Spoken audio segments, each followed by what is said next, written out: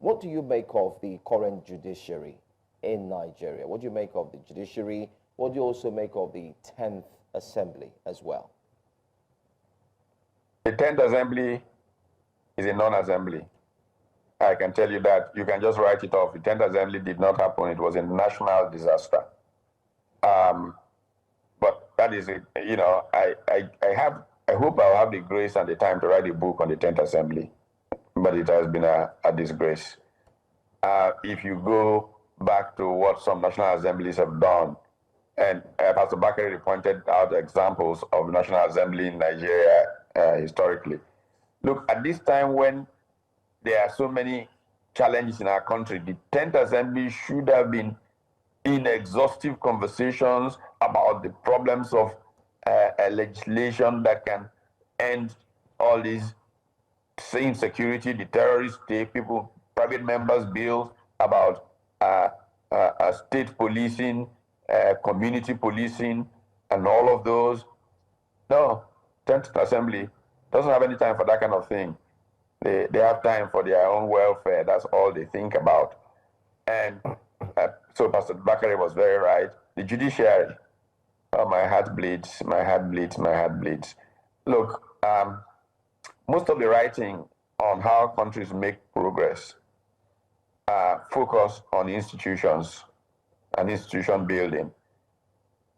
Today, how countries make progress is really not rocket science anymore. You can show how it happens.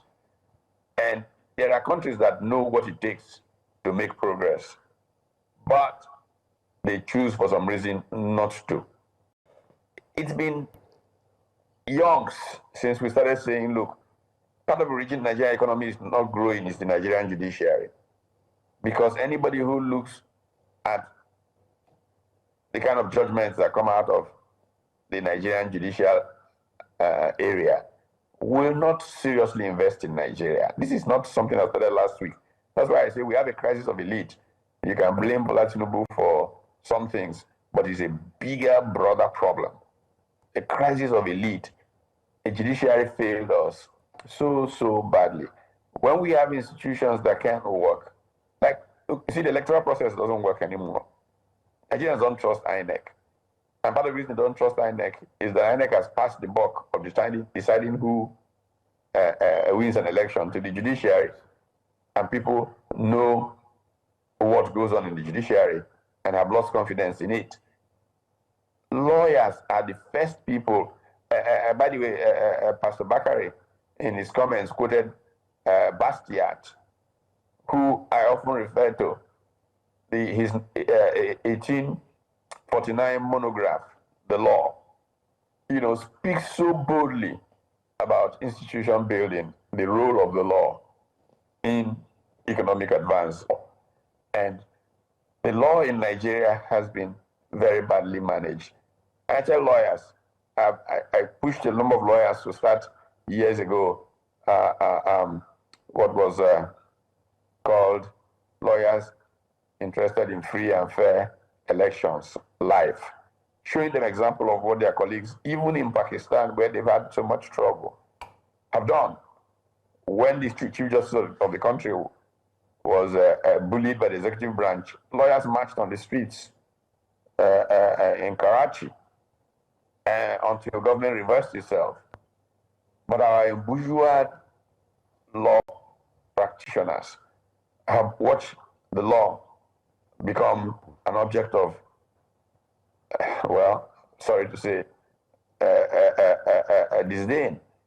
And I don't speak to this thinking that I am some isolated fellow.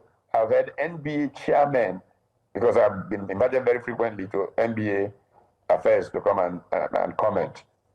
And I've had NBA chairmen basically dismiss the Nigerian judiciary, not once, not twice. How can we have a situation where even lawyers are dismissive of the judiciary and a judge still has the sense of presence to go and sit? I doubt if there will be one person who would dismiss all Professor Pat Utomi talked about. First off, this 10th assembly, this Nigeria's Senate and the House of Assembly, the Senate managed by Godswill Akpabio, and the Speaker of the House of Assembly, Tajudeen Abbas, is by far a national disgrace, if not an international disgrace.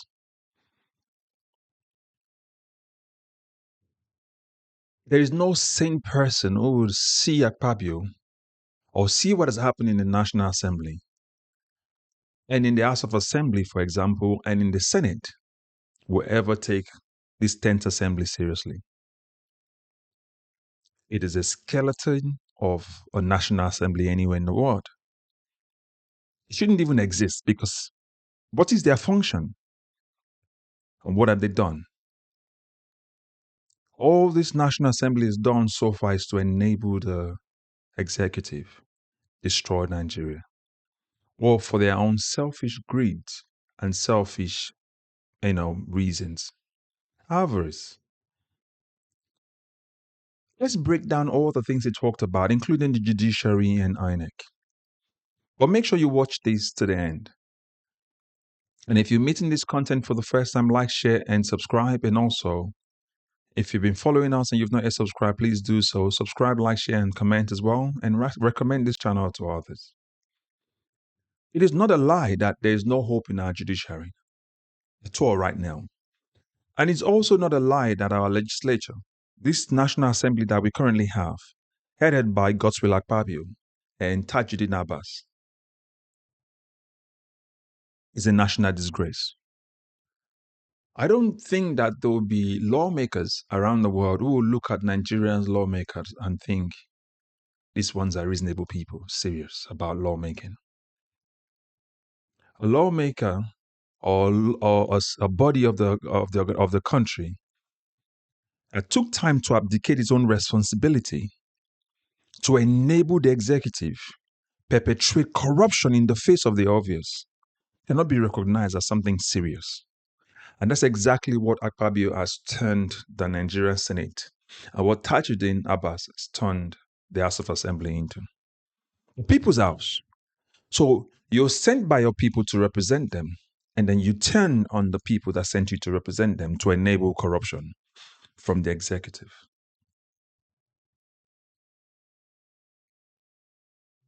This is the reason why Bola Tinubu has Bola Tinubu alone is not the problem. For corruption to, persist, it needs alliances. The same way when you want to build a society, you need people to partner with you. Corruption works exactly the same way, but just in reverse, but a bad way. You need to enable other things to enable your corruption. You need to have actually looked at the practices of the people and enable their, for example, look at it. They say from APC, if you want to let your sins be forgiven, join the APC. So what they have is a group of corrupt individuals who've come together and they've not taken hold of the country. So if you check it from the top to the bottom, the president has issues with corruption. The vice president, the same thing. The speaker of the house, the same thing. The Senate president, the same thing. Boldly, a sitting senator in Nigeria tells Nigerians that if you want to let your sins be forgiven, come and join us. That tells you. Listen, Utomi said that. He said any country that is serious about nation building, the rule of law must work. Because when you look at the judiciary and you see the things that have come out from our judiciary, the kind of laws, the kind of things that the judiciary has done, one begins to wonder, are you sure these people we don't have an upright judicial system anymore.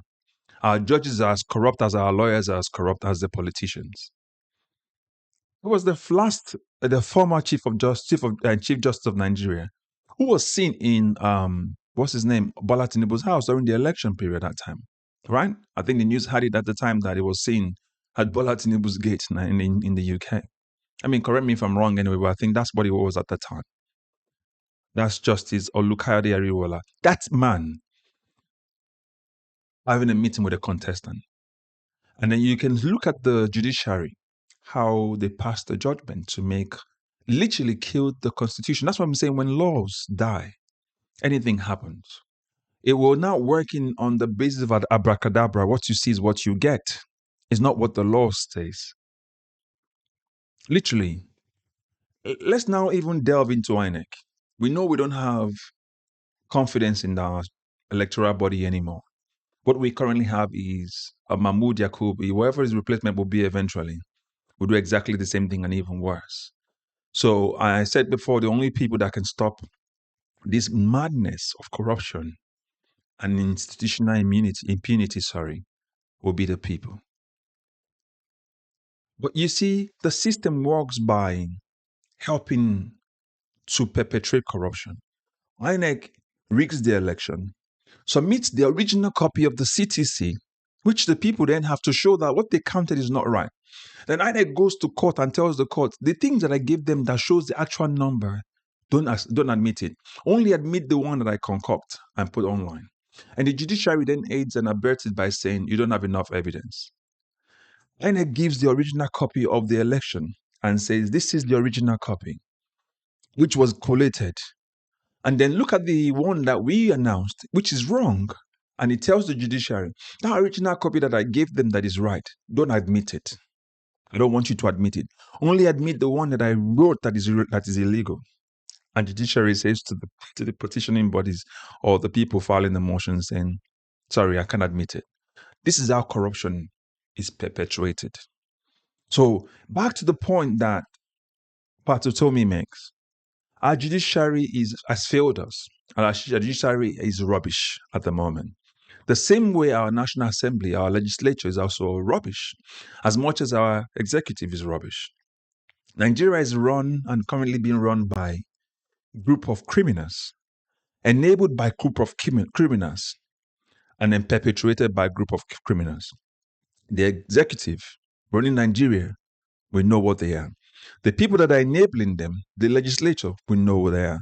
The people that have now stamped, the approval in all of the impunity they perpetuate, judiciary. All of this is coming by the fact that all the institution that's actually meant to put checks and balance have been eroded. This is the reason why we're speaking up now. This is the reason why we're talking, because it will only get worse if we don't rise up to this task that is right in front of us. Our system has failed. There's no line about that. We've identified it. The question is, how do we fix it? And one of the processes of fixing it is raising this serious awareness. And that's what Pat Utomi has done with his interview. The National Assembly is a disgrace. Our judiciary, everybody's heart bleeds for it. INEC has failed Nigeria. They've abdicated their own responsibility and given it to the judiciary. The lawmakers have abdicated their own responsibility and said to the executive, do whatever you like, we'll support you, just bribe us. Because they keep looking out for themselves. You see, the greed of our politicians is something that at this level we've never seen. The greed, you can see them defecting for their greed. Not because of the law of Nigeria, but because they must protect the corruption that they've been perpetuating. So all those defections you're seeing here right now is nothing new. It's just because it's gotten to a climax that it will fail at some point. This is more like a river that is almost going to give up. Its embankment is already overflowing and you know it's going to break. If all of you followed the story of the Barbich at the time when it was always overflowing, no matter what they did until they fixed the problem correctly, Barbich was always going to overflow into the road. And it kept on eating up into the road and slowly eating up into the land. This is exactly what is happening in Nigeria right now. The embankment in Nigeria is breaking. It's overflowing. This corruption has gotten to a height where at some point it will break the embankment and it will eat up into everything else, if it has not done that already. Why am I saying this to you today? I just want you to put your own thought, what you think, in the comment section. But remember, it is for us, you and I, to reclaim our country back. What we currently have in the National Assembly is not fit for purpose. What we currently have in this our executive is not fit for purpose. But our judiciary also failed us. We don't have upright lawyers, upright judges anymore. What we have are corrupt individuals who have also been corrupted, and now they're corrupting the others following after them. We all have to speak up. This awareness is for you to share this content with others as well. So let's raise that awareness. Our politicians don't want us to do that. We have to do it ourselves. Thank God we have the internet. And that's why I can talk to you from wherever you are around the world to make sure that you share content like this to others and participate in also in actually helping to build the nation. Nigeria belongs to us, but only a few set of people are benefiting from it. And that has to stop. We have to return Nigeria back to a place of equity, fairness for all, and justice for all. Again, if you're meeting this content for the first time, like, share, and subscribe. If you've been following us and you've not yet subscribed, please do so. Everyone's voice is important. I recommend this channel to others. I'll catch you in the next video as always. God bless you.